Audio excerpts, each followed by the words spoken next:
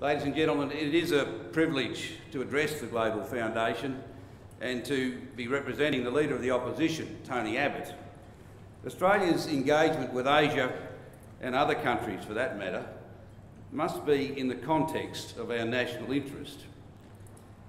Assessing what is in our national interest must not only involve a consideration of the economic, the social and the security issues, but must also include a values dimension. This holds true as necessary public support for our trade and foreign policy activities will quickly evaporate if they are inconsistent with our national interest. Such an approach during the Howard government years saw Australia develop much stronger regional ties on the basis of shared interests and mutual respect, without compromising our strategic interest or our values.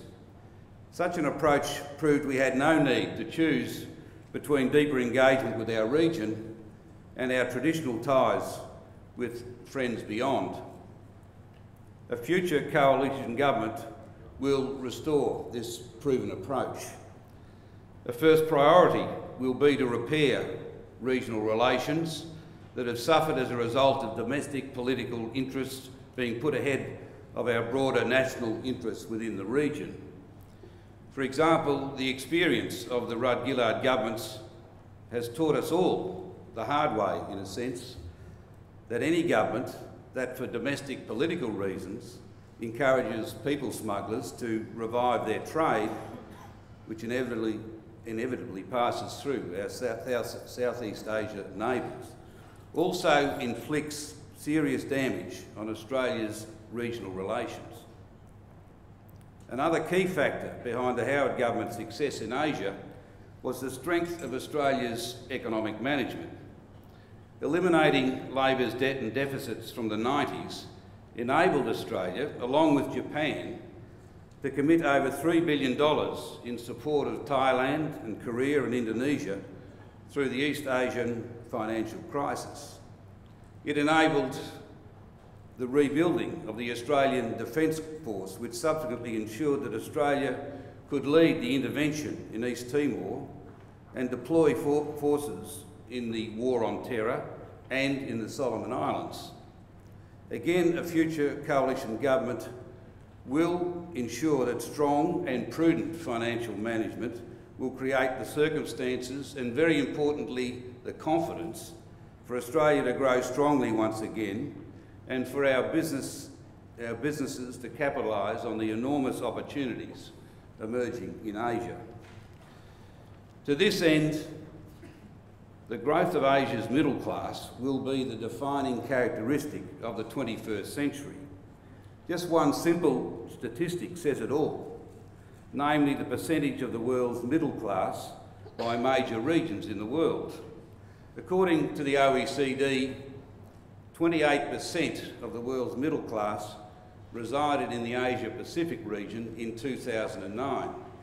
Now, the OECD forecast for 2030, not 2050, not 2100, but 2030, the forecast is for 66% of the world's middle class to reside in the Asia-Pacific region, from India across through China and Japan and all countries in between. This would see the number of middle class grow from 525 million to an almost incomprehensible 3 billion, with the spending surging from 4.9 billion to 32.5 billion. Of course, the rest of the world has worked out that China, India, Indonesia and other Asian Pacific countries are on the brink of an explosion in middle-class wealth and spending.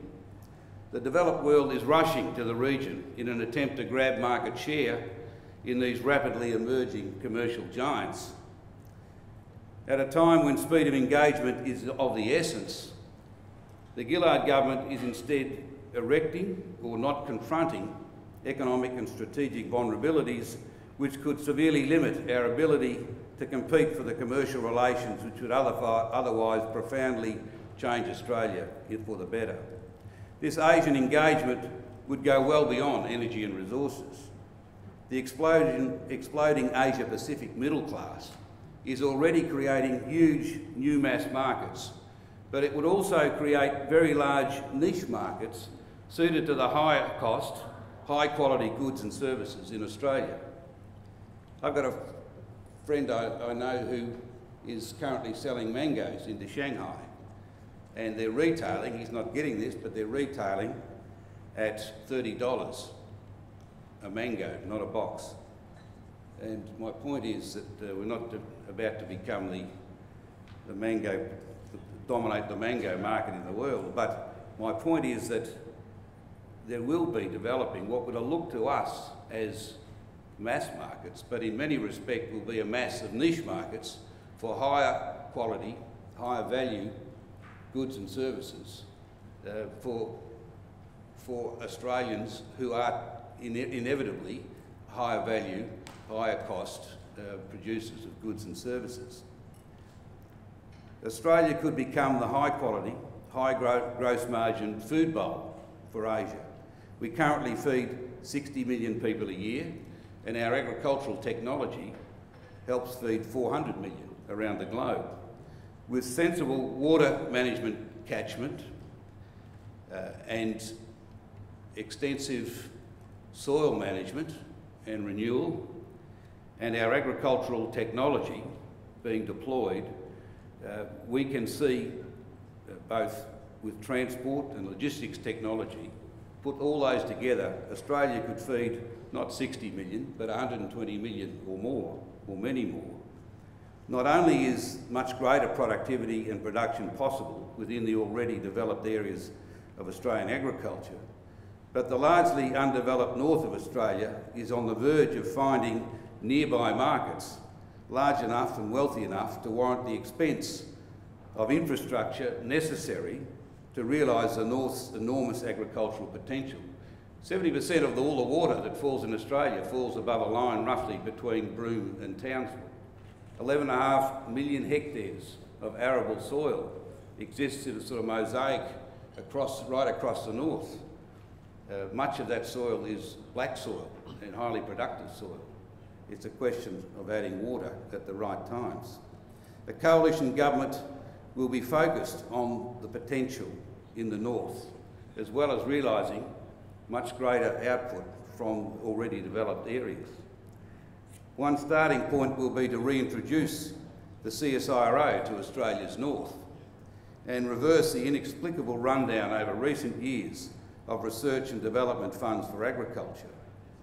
A government that recognised our strengths and opportunities wouldn't unilaterally shut down overnight 40% of a neighbouring country's imported protein on the strength of a single television segment. Instead of educating 250 foreign students, within 20 years we could be educating $3 to $8 million Asian students at both secondary and tertiary levels. Much of this education could occur in their home countries and via multiple delivery channels. Realising this potential in increasing our educational export sector would, among other things, be greatly enhanced by greater foreign language skills among Australians. To Australia's great discredit, in 1960, 40% of Year 12 students studied a second language compared to just 14% today. Fewer than 5% now complete secondary schools studying an Asian language. 95% of students undertaking Mandarin at Year 12 are either native speakers of Chinese or have Chinese heritage. The reason for this collapse is clear. In the past, university entrance required either mathematics or a foreign language to be studied at Year 12. While recognising the now shortage of qualified teachers in this area, a coalition government will work with the states in seeking to restore the appropriate incentives to ensure many high school students stick with foreign languages. Currently, greatly enhanced Asian foreign language skills will be critical to fully realising the Asian opportunities across so many sectors. Combined with our export of education, tens of millions of invaluable linkages will be made which form the basis of future trust and success in our region. Our world-leading clinical and medical research sector presents enormous opportunities, including providing the world's centre of excellence for tropical medicine, both clinical and research. This would also be consistent with our foreign affairs responsibilities in the region, especially the islands and PNG and Indonesia. But you think going forward with that explosion in the wealth amongst middle class, there will be a great demand not only for protein and education, but also for health. These are the three staples which a well-financed community seeks in the first instance. The demand for our medical and related services will also be prompted by the significant population ageing in the foreseeable future in a range of Asian countries, including China, Korea and Japan. By contrast, Indonesia and India continue to see rapid increases in population. A resurgence in manufacturing could occur around high-value manufacturing targeted at these huge emerging markets prepared to pay for the best. This could also involve exploiting the value-added opportunities in various resource and energy products which have not previously been economic. Australia's expertise in construction and technology, security, urban design, tourism and a wide range of professional services also have a place at the quality end of these market opportunities. These opportunities are best seized from a position of economic strength and confidence. In fact, to this end, Australia has a moral obligation to make the most of our strengths, such as the many centuries of our resources and energy stocks, our extensive and highly sustainable agricultural and forestry resources, our highly educated and skilled workforce across the professions, the trades, the arts and sport, our increasingly specialised and flexible education sector, and our world-recognised medical research fraternity.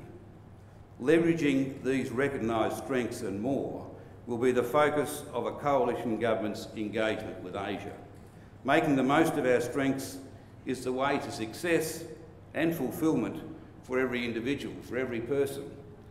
It's also the way to success for companies and organisations, for sporting clubs and for community groups. And I put to you, so it is for a country.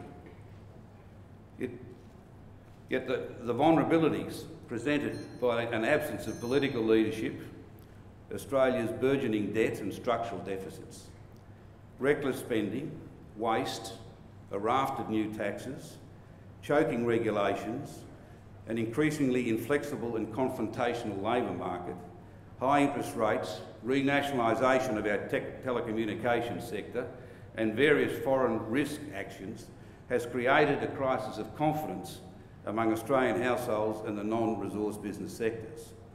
To address these vulnerabilities and move to capture the revolution in opportunities on our doorstep, Australia needs a government that will live within its means, provide steady and responsible leadership, reverse the government knows best nanny state approach, restore a culture of personal responsibility, and very importantly, back our strengths. The last 4.5 years of government in Australia has clearly shown that philosophy does matter.